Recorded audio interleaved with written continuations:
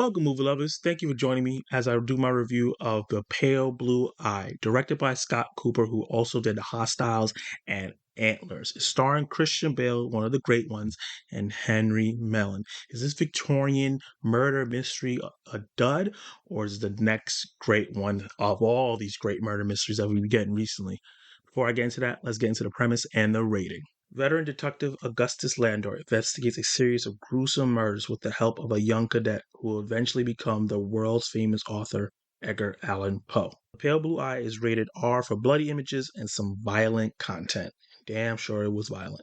Christian Bale plays jaded detective Augustus Landor, clever, observant, determined, and he always felt like he was a step ahead of everyone else.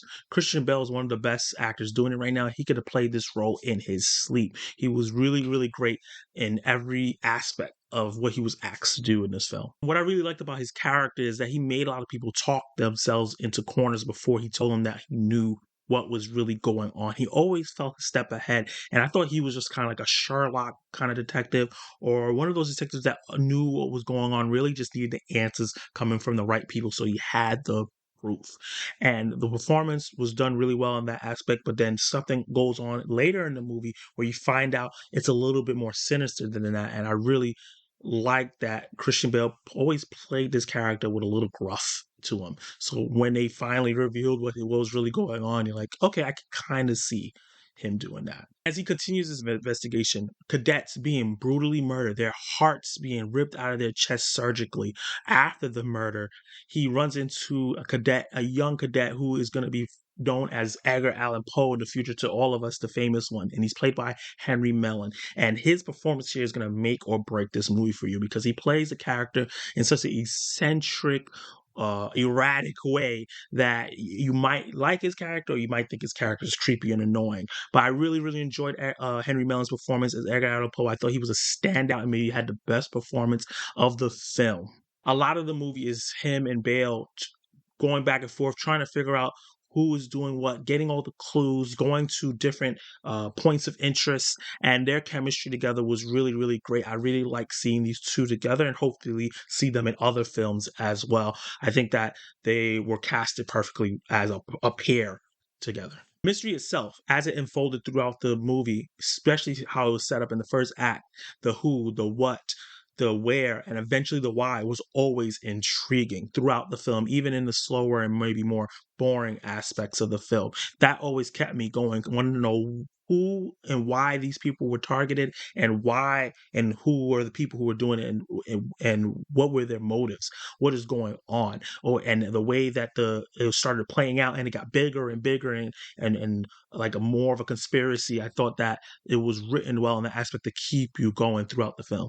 To the second act where we start learning all the different players and everybody involved, the third act really opened up and drew me in, and we got some twists involved, some the reasonings of why what was going on really surprised me, and the way they ended the film and show like what was actually happening with Christian Bale's character, with the murderers, with the people who were murdered, even Edgar Allan Poe's character. I think that they executed that really well and really strong and elevated this movie from something that could have been just a forgettable to having a really strong ending. Technical level, this movie was done really, really well. Cinematography was gorgeous. It wasn't overdone or anything. It had like a realistic look, but everything was just really gorgeous, especially because of the set location that they were on.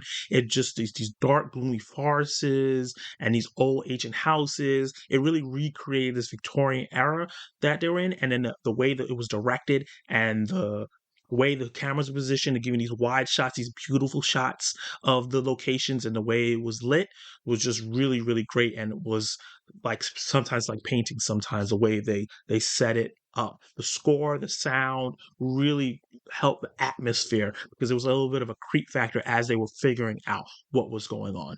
We have one negative about this movie. First act starts off really, really strong and intriguing, and the third act has some twists and turns that really grabs you and gives a movie a strong ending. And I always feel like it's hard for movies to end well. And I think this one end well, but the second act, the one in the middle, was the weakest, and it slows down way too much to a point where I kind of got distracted, especially since I'm watching this at home on Netflix, and I got kind of bored at points. The one thing that saved it is that the mystery was always intriguing. It's just the way it was being displayed and the explanations and the relationships that were building weren't always the most interesting aspect. The characters didn't feel maybe as flamboyant or as interesting enough to really keep my attention on them specifically. I just wanted to know what was going on.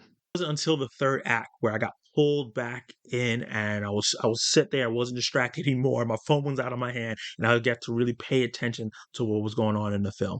But overall, I think that was the weakest part, just that second act pacing. To my verdict. So I break down my verdict into who is this for? Should you go check it out? And then my overall feelings of the film. I'm going to start with who's this for? And you should check it out. I think this is for people who love murder mysteries, crime dramas, and if you like this Victorian 1800s era, if you're a fan of Edgar Allan Poe, if you're a fan of Christian Bale doing his thing, he's always great. And that set and era. We've gotten a lot of great murder mysteries lately, and I think this is another good one, despite the second act being weak. And it's not. It was in the theaters for a little bit, but now it's on Netflix, and I think it's something you can definitely check out if you're into those things. My overall feelings. I think that despite the second act being weak and kind of meandering, a little boring, I think that the interesting first act, the gruesomeness of the murders, and then that wild third act that happens with all the developments and twists, really elevated this movie and kept my engagement. And I've thought about the movie and what it was trying to say and what was going on even after it was done. It's not something that's mind blowing. It's probably not going to even be remembered in a couple months, but it's a good watch, especially in January where there's a lot of slowness, not a lot of fantastic movies coming out. So overall, I'm going to give this movie a C. Did you like it? Did you hate it? What would you write A Pale Blue Eye? Did you see the movie? And if you didn't see the movie, does my review sway you to go see it or skip it completely? Drop all those thoughts and comments down below and let me know. Like the video if you like my review. Subscribe to the channel and hit that notification bell so you'll be notified of my reviews, reactions, and ranking lists. Next up, I have my top 10 worst movies of 2022 coming. I know the Ant-Man Quantumania trailer is coming out, so I'm going to be reacting to that pretty soon. The You trailer has dropped, so I'm going to be reacting to that soon. And also, Plane with Gerard Butler is coming out this week, so I'm going to be checking that out and dropping a review as well. So you don't want to miss any of those reviews or reactions, so make sure you subscribe, and you can watch more of my content right now.